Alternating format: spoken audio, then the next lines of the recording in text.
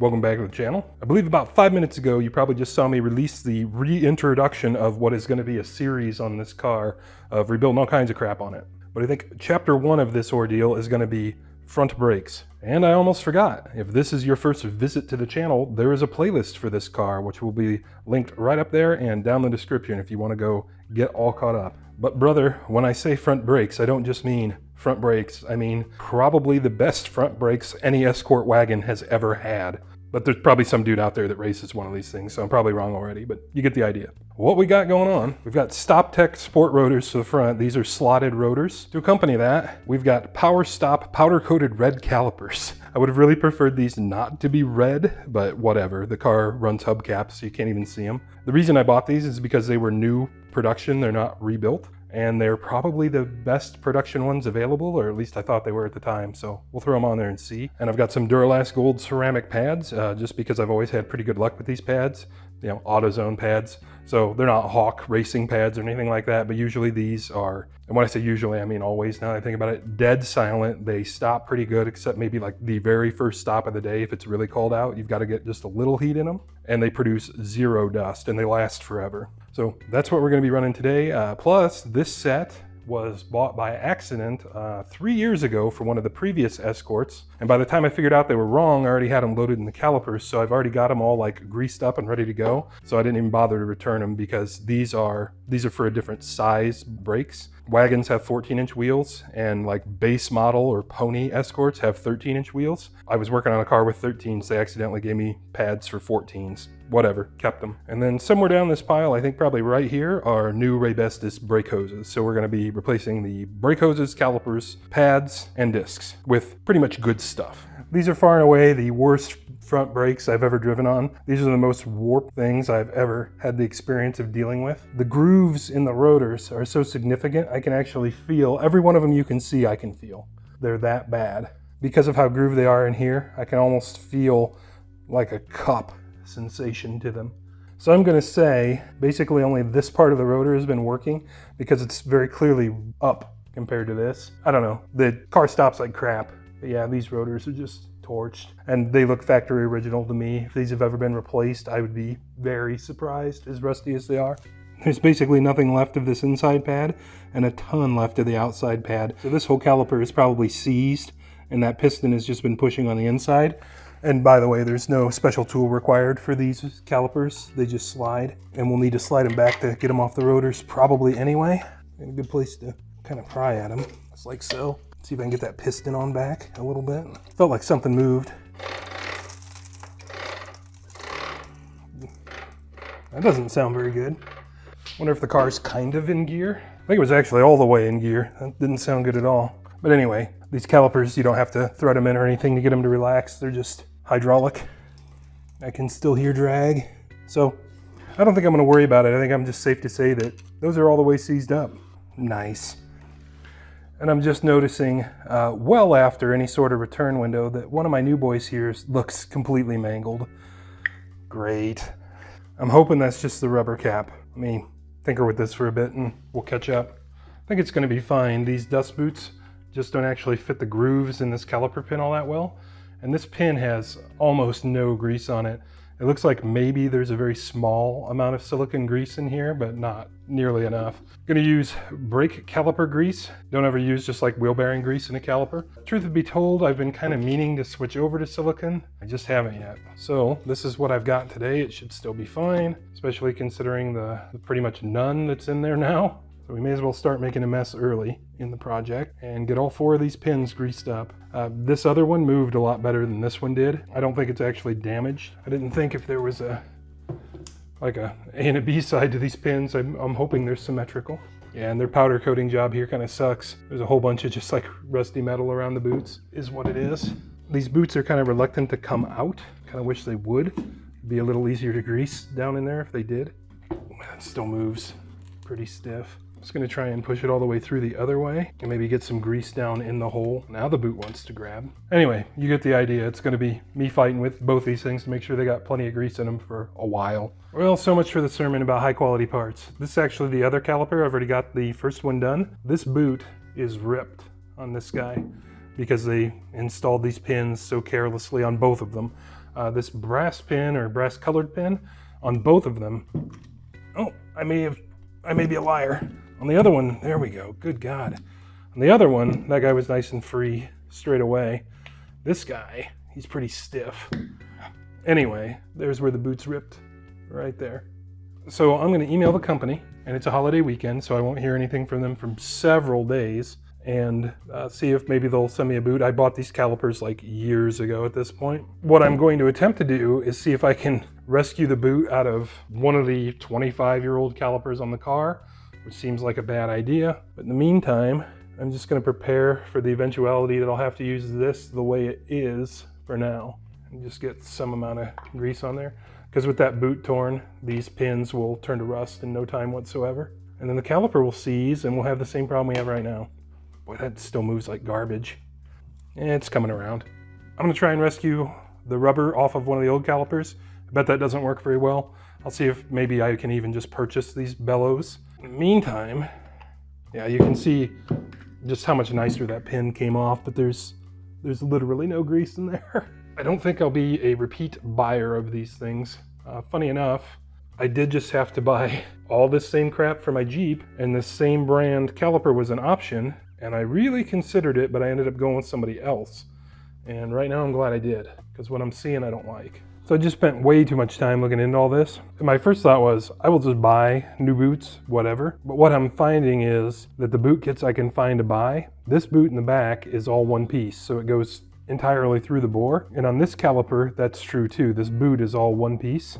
The replacement kits, these are two separate boots. This boot being ripped right there is really no different than these being two separate boots anyway. So it's like, yeah, okay, quality control issue, and for whatever reason, they've got this boot all the way through the hole. And maybe that's why these pins are so stiff. Maybe it's not supposed to be that way. I don't know. But the end result is I'm gonna see what the car has on it now and see if I can reuse it or if it makes any sense to try and reuse it. And if I can't, I'm just gonna bolt it on.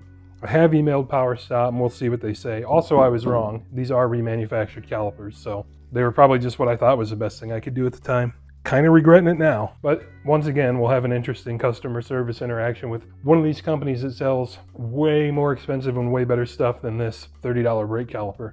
So it'll be interesting to see what they say. I'm also only now thinking about something I wish I'd have been thinking about for years, because I could have been doing it about once a week for 5 years, is getting these clips off of that soft line and getting that guy unscrewed from the line. Now I have no assumptions that that nut is going to turn on this line, because it's totally not. It'll just break the line if I try. So my hope is to get the hose unscrewed from the nut. And sometimes these clips are kind of fun to get off too. This one has a slot in it, so I'm just rotating it, which is working. Good old WD-40 is my go-to. I've never found anything else that really works better. Sometimes a liquid wrench. I am not a PB blaster guy. I know a lot of people are. Anyway, so that's good news right there. I think I'm gonna get on him with a big pair of pliers. Sweet. Oh yeah, like butter. Way better than expected. Okay, I will take good news whenever I can get it. Take my hammer. And this line is clipped into the strut, by the way. That's a body clip on back there. There we go, got her free. And I believe that body clip is hex shape, it is. So we actually have to kind of tweak the line down so we can get 2 wrenches on it. But before I do that, because as soon as I do, I will start making a brake fluid mess everywhere. I'm gonna try and get the bolts out of the caliper. See about getting it out of our way. Just 14mm head pins. And yep, it's gonna be that kind of party. Ooh, ay caramba. Hey, you guys are gonna have to get out of my way, but you get the idea. It's gonna be fun getting those pins out. Actually, it wasn't too bad. You guys were just in my way, so I couldn't get any leverage. They're out of there now, and I am probably gonna break this screwdriver trying this, so let's get a pry bar. Oh yeah, feels nice and rusty. Rotor's free, that's good news. Caliper isn't. Matter of fact, I kind of don't want that to have a mind of its own. That'll do. And of course, if you wanted to save your rotors, you would probably not want to pry against them like I'm doing here. And again, you guys are just in the perfect place to be where I want to be. And again, you get the idea. I'm going to be fidgeting with that for a little bit to get her popped off. Yeah, so this was exactly the horror show I thought it would be. This inside pad has been chipping away. The friction material is almost completely gone. So this has been wearing away that leading edge right there. Interestingly, still not down to the replacement indicator. That's a little spring that's supposed to ride on the disc when you need new pads, and it's still not all the way down. But yeah, that's for sure all the way gone. And these caliper pins are just seized solid. We'll end up having to pound this pin out to see if I can salvage this boot for the time being. That's why I have no brakes, because I pretty literally have no brakes. And that's probably also a big contributor to why the rotors are warped, because it's just continually just pushing on one side of the rotor. I think I'm gonna get back to this brake hose. So I believe I'm gonna give that the old snip and get the caliper out of here and have a little more room to work. Good a time as any to mention that you should pretty much always do brake work over a drain bucket, and never underestimate the value of a good piece of cardboard. Took to that hose like butter with me Fisker's gardening shears here. We'll have to catch that again on the other side because I forgot to hit record. Of course I did. Given the highly crustified nature of things, I've just got a pair of vice grips holding that line nut still, and the hex on the bottom of the line is a 17 millimeter. And if you're wondering, yes, 17 millimeter is a really weird size, and this car uses that size in a few places, including the strut bolts. So here's to hoping that just cracks right back out. Oh yeah, right free. Sweet. There's no way that nut's gonna move. So getting the line out of the nut is definitely the play. I'll laugh if that nut started spinning. But the line backs right out of it, no problems. In fact, now it's free, I'm gonna get those vice grips out of the way. Also, little baby vice grips, one of my favorite tools. There we go. I do have just a little bit of strain on this line right now. I'm just gonna let it be free right there and let it drip until it pretty much drains the rest of the front brakes. Won't hurt to change the brake fluid, it's been a few years. So the next step is just take the disc off. I've already taken the lug nut back off, and there's nothing holding these on. They should just slide off. Yours may be hopelessly rusted in place. If so, my condolences. And that revealed just a complete horror show on the inside of this disc. Gee, I wonder why I had a pulsating pedal. The surface of this thing is just like the moon, and all those huge raised areas, there's big cracks of chunks of crap coming out of it all over the place. Yeah, this is just a complete horror show. Pretty much exactly what I expected to see. So no big surprise. Completely ready for the trash can. So it looks like our line is mostly done dripping. I'm gonna scooch my drain pan out. So I'm gonna recover those clips before I forget about them, so I can work on getting this nut back out of the caliper. I've got a new hose, I've got new crush washers, I don't have a new banjo bolt. Should be fine to reuse. I don't really think I've had too many problems with those. I'm guessing that's a 12 or a 13. I'm also guessing I'm gonna regret not breaking that loose when it was still bolted to the car. Here's 12.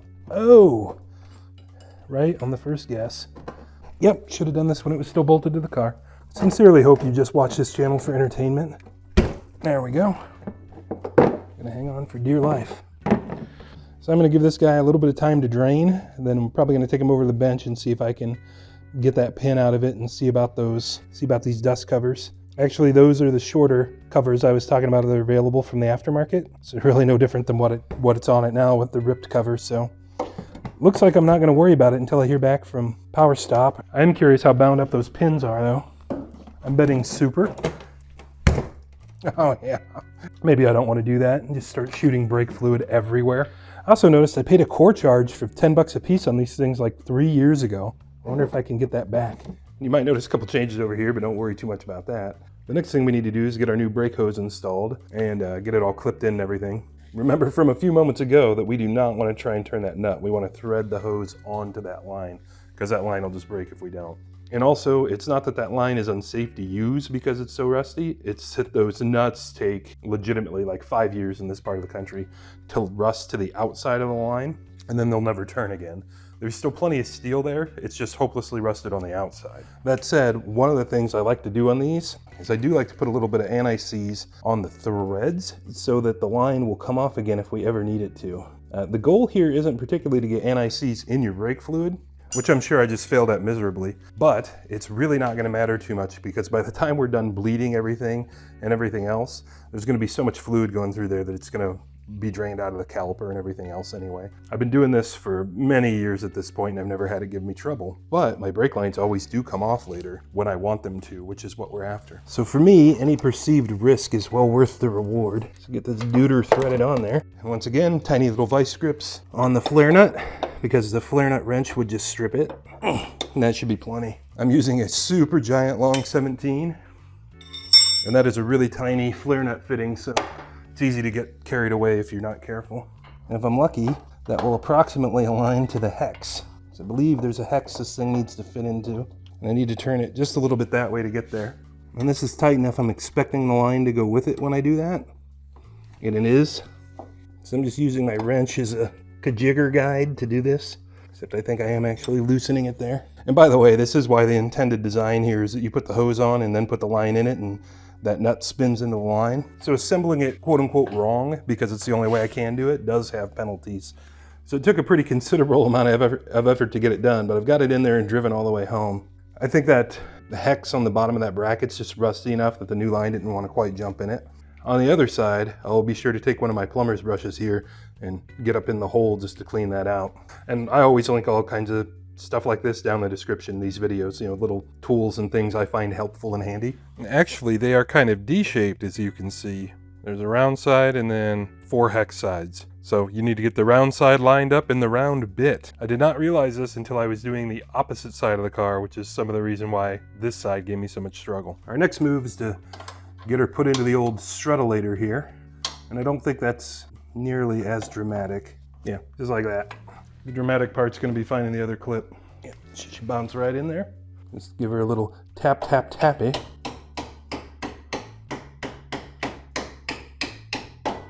And there she be. So now our guy's ready to just come over and connect to the caliper here in a moment. All of our caliper hardware is in shockingly good condition, but I am going to take just a few minutes and hit it with the wire wheel just to clean up a little bit before we slap her back together. So I got those as cleaned up as I'm going to. And the next thing I believe I'd like to do is build up my calipers. One thing I like to do, I always apply some disc brake grease to the back of the pads where it mounts on the piston and where it goes up against the other side of the caliper. Just helps prevent them from chattering and squeaking. I will also liberally coat these pins, because those are the guide pins that go through the pads right there, and they need to slide on those. And then these are just anti-rattle clips. A lot of Ford calipers have those. They can be kind of fun to get back in there. And also, when I install them, on some calipers the bolts are actually slide pins. On these they're just bolts, but I'm still going to coat them down with a bunch of brake caliper grease, just because it'll be a nice anti-seize for them. It's a nice high temperature grease. It'll just keep everything nice and happy in there. And if for some reason these pins bind up, but they do it in such a way that it can still move on these, that's fine with me. So the first thing we're gonna need is to get that cotter pin out and that anti-rattle clip out. Nice, that guy's actually hooked in to the freaking piston boot on this caliper, which isn't good. So now that boot's got a hole in it. Maybe he was just hooked behind it. I don't know. As you've been following here, I'm not real impressed with these calipers. Pull the other cotter pin. Now I should be able to just pull this pin and, yep, she's bringing my things on out of there. Fortunately for me, since I had these installed incorrectly on a different car, I can see that's probably the piston side though. Looks like that's true. That is going to be our caliper side. I'm just going to take one of these pins, just use it to kind of hold things together for now, and get the other one in it and do sort of the same. And now I can kind of kajigger with the pins and the pads and get everything greased up the way I want. Extra grease isn't going to hurt, but of course you don't want it on your pad, you know, your friction material face. Get our cotter pins back in.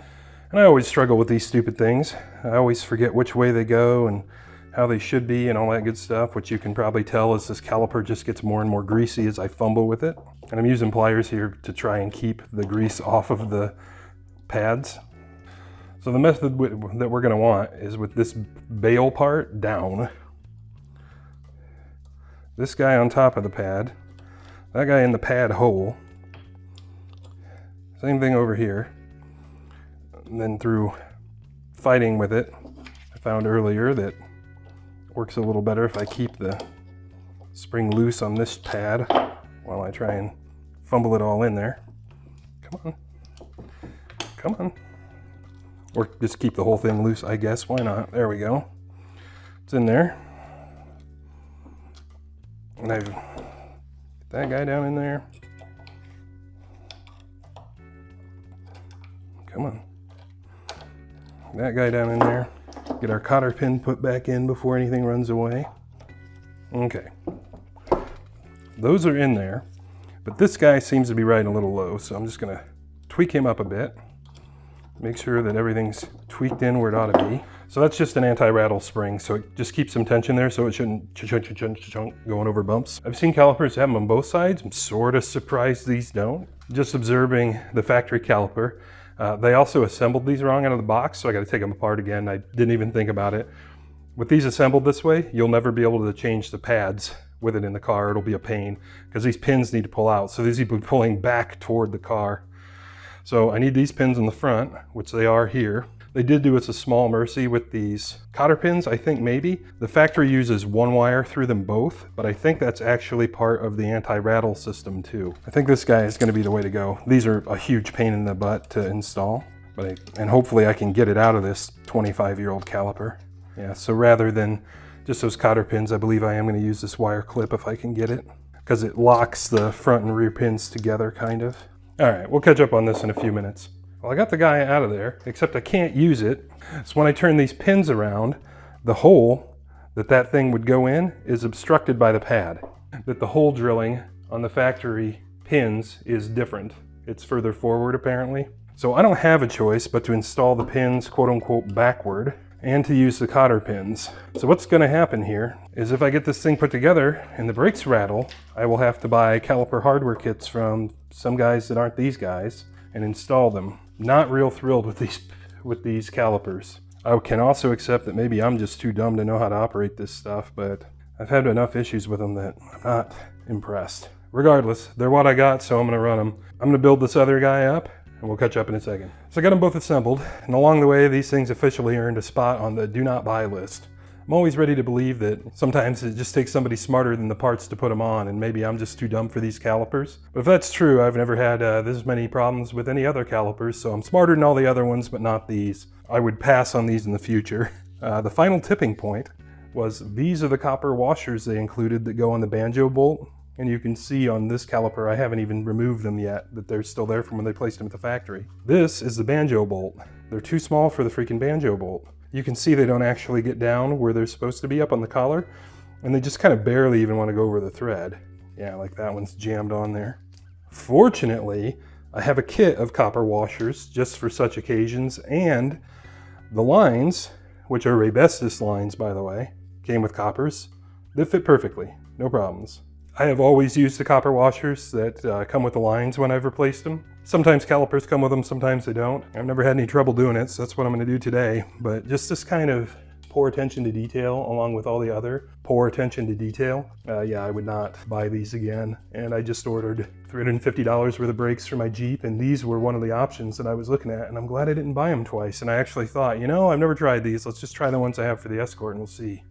Well, we saw. Just to be fair, I'm going to pluck those out of there, which I have not previously done, and see if they have the same problems on both sides. Yep, just barely wants to go on and then doesn't come down on the bolt correctly. So yeah, these are garbage. I'd rather they include no parts versus the wrong parts, because if a guy buys these things and you open the box and go, oh, okay, cool, I got my crush washers, and you go on your way, you have no intention of replacing your hoses or anything else, then you're just going to be screwed with your whole car torn apart over 30-40 cents worth of copper washers, which by the way is why I have a copper washer assortment kit. You ever drop one of these things and it goes running into the grass next to your driveway? Yeah, that'll piss you off. Anyway, that guy's ready to go back on the car. Hopefully that is the end of me on my soapbox for a while. This guy's ready for the other side when I get there. In fact, I'm gonna go put him away so I don't accidentally put it on the wrong side. Quick note on that, the bleeder should always be up when you're installing the caliper because air rises. So if you're putting a caliper on and your bleeder isn't pointing upward, you've done it wrong. So our next move is to get one of our rotors out, and it looks like I never even opened these.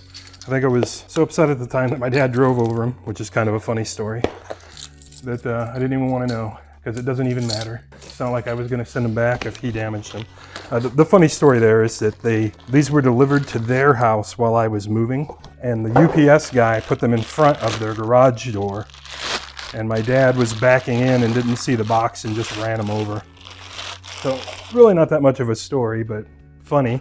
These look nice. One of the primary reasons I got these things is because they're already coated. So that's supposed to be, you know, at least paint to keep them from immediately turning to rust. I have painted my own rotors before because I am that pedantic with some of my stuff, and it's a big pain in the butt. But here they've done it for me. The slotting I really don't care, although it will probably help some. Those are pretty deep slots though. Those are probably 10% of the thickness on each side. So that's a little disturbing. Just because I'm tired of holding it, I'm gonna slip it on here. And since I don't have a dust shield anymore, it's pretty easy to clean it. Oh, are they handed? Say left? Huh, that's surprising. Why would the rotors be? Oh, I bet those slots are directional. Uh-oh, that makes me wonder if I have an R over there. I didn't realize that. I should go check. I do, thank goodness. And boy, for stickers they want you to remove, they're pretty serious about having them stuck on there. Having these rotors sticking around for 4 years probably doesn't help either. And you do want to remove that because you want your wheel to sit square against them too. Normally before I put a rotor on, I'll take anti-seize and go over the whole face of this thing just to help keep the rotor from sticking.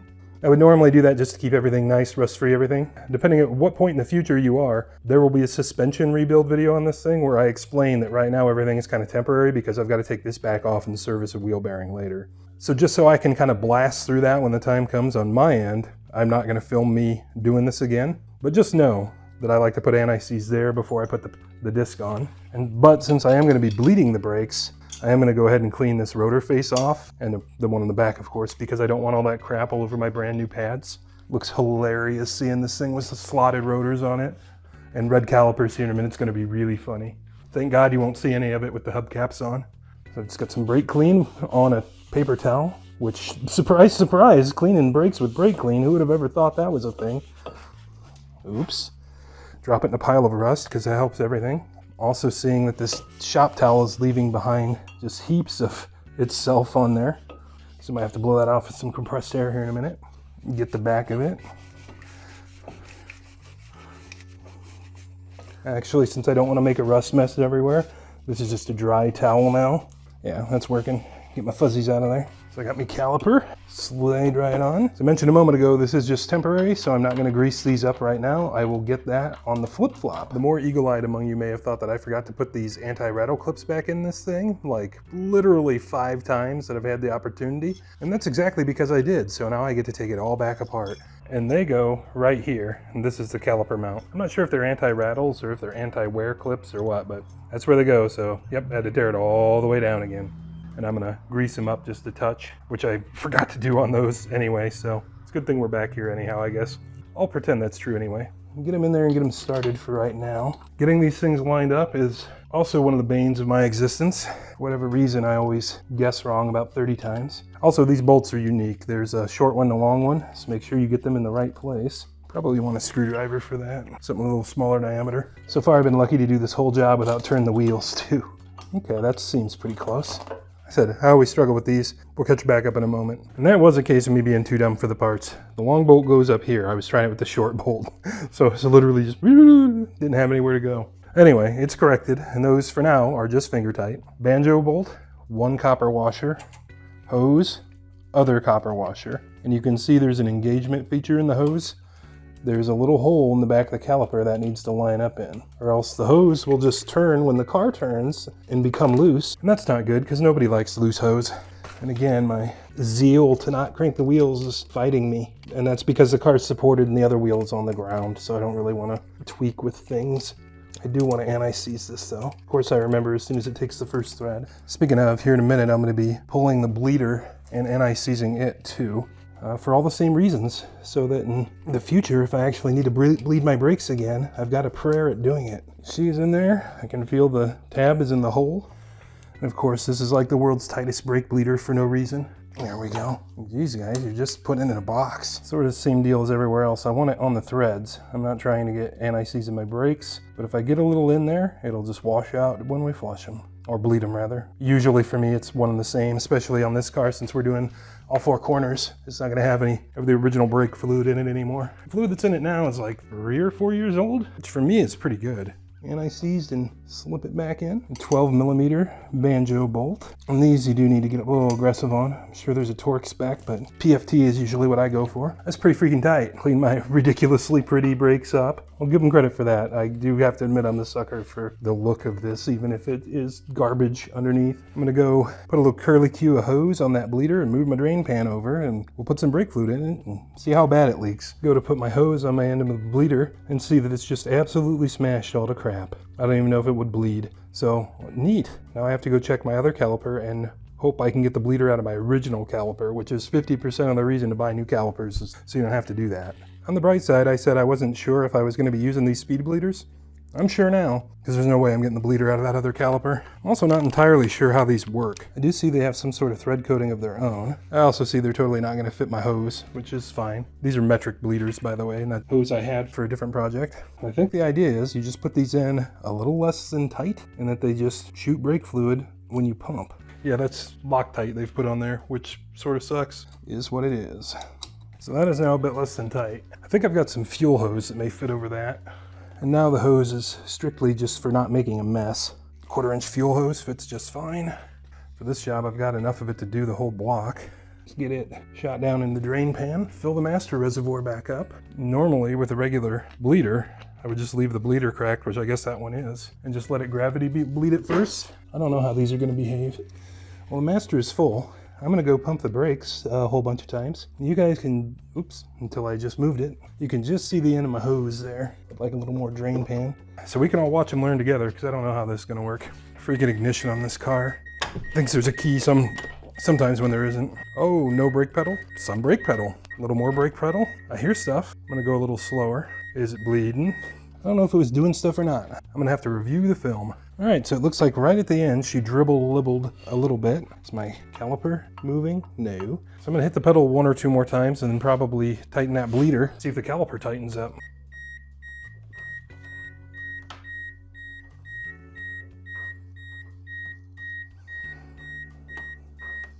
And when I let off the brakes, I can hear kind of a wheezing noise. So I almost wonder if this bleeder's too loose. Let's tighten it up and we'll see if we have caliper movement and stuff when I hit the pedal, because that'll be nice. And hopefully brake fluid doesn't come shooting out of everything. But I think I've got everything in frame so we can check. It's nice having you guys around for stuff like that for me. Pedal feels like garbage. Oh, there, it's getting hard. It's not immediately firm. It's a lot better than nothing. I'm gonna crack the speed bleeder and see if I hear any air. It'll be fun to see if we can see any shoot out of the end of the hose. Nothing, and no fluid. The caliper tighten up? It did. All right, when I get done, I may go around the whole car with my vacuum bleeder and just hit those again just to play it safe, since there's nobody else here to help me and to watch. But I think we're good. I don't see any dripping. Did you guys? Make sure our caliper still wants to spin, or caliper rotor still wants to spin. Feels good. Just a mild drag off the pads. It's exactly what we want. So guys, I think that's gonna conclude Escort front brake video. Short of anything weird happening with those speed bleeders, I think we're done.